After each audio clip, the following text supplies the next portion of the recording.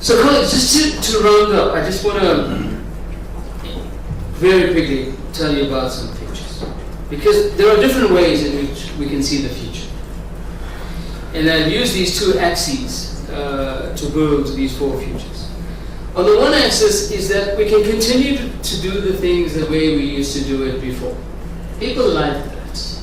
It's comfortable. You've developed systems around it. You know how to measure it. You know what's good and what's bad, who you can rely on and who you can't. Or we can take the innovative route. Embrace the complexity. Understand that you're dealing with a complex system. Embrace the new innovations. Embrace the new inventions. Challenge yourself around a new pathway around solutions.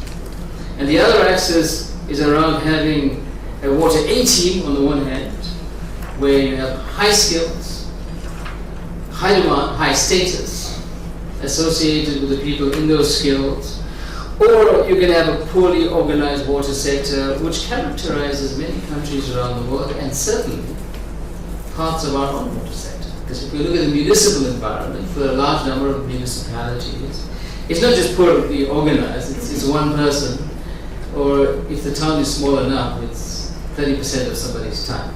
This is what we deal with. So we build from those axes, we can see where we can go. So if you have only linear responses in an environment that doesn't have the skills base to support it or the knowledge to support it, you are at the bottom of the barrel. You're sitting in the mud. You better get used to brick making or something because that's all you're going to be doing.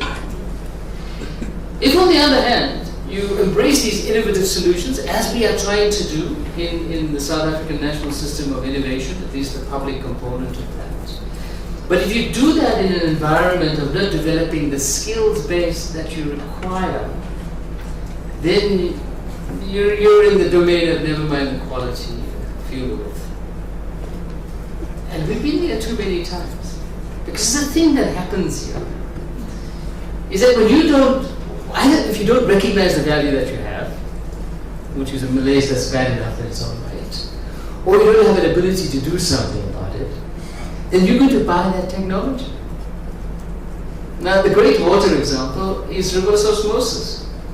The Gram-Tech reverse osmosis membranes were developed by Gram on the back of WRC projects.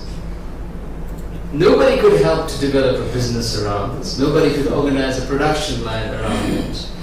And our friends in Singapore came and said, hello, Gram, we can help you. So Gram-Tech, as you know it today, which is the company that started the most popular membranes used in desalination and wastewater treatment anywhere in the world, the reverse osmosis process, is now a Singapore company. And we buy the products back from them. And we have several examples of this in so many states. And this is the danger. That we cannot embrace what we already have in our portfolios. With the right kind of skills base and the enablers to do something about it, this is where we get stuck.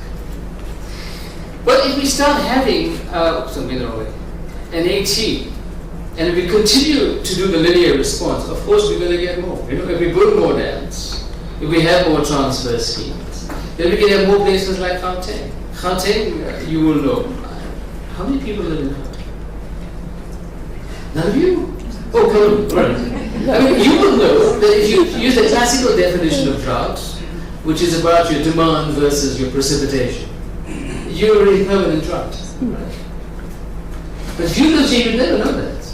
Because you've got this clever system of 12 dams that are regulated on an hourly basis to make sure that your life is never disturbed. Yes, you can do this in other places as well, but it's going to leave the larger part of the country abandoned.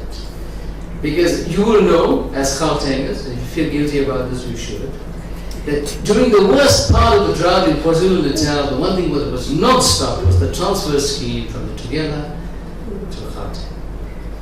You were drinking the water that you were seeing was having an impact on those people in KwaZulu-Natal that couldn't feel it. Okay, you don't have to feel personally bad about this. It's a management problem. The bottom line is this, is that you can have 80, but if you still have a linear response, then you're stuck. Where you want to go is here. You want to have the ability to harvest that which we already have. We're sitting in this country with around 100 patent families in the water and sanitation domain of some of the best solutions in the world.